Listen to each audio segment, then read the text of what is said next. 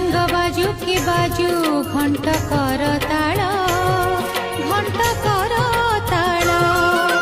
मते शुभुथाए खाली शिव पंचाक्षर।